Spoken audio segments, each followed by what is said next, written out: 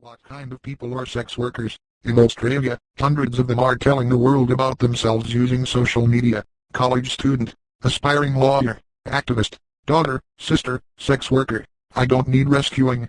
These are the kinds of statements that hundreds of Australian sex workers are making about themselves using the # facesofprostitution hashtag. It was started last Sunday on Instagram by 21-year-old sex worker and history graduate Tilly Wallace. She was responding to a blog post republished last week in the popular online Australian women's magazine, Mamania. The blog was written to mark the 25th anniversary of the Prostitute-meets-Prince-Charming film Pretty Woman, and argued that the reality of sex work was much uglier than in the movie. Tilly Wallace was angered by the way the piece generalized sex workers and depicted all prostitution as harmful.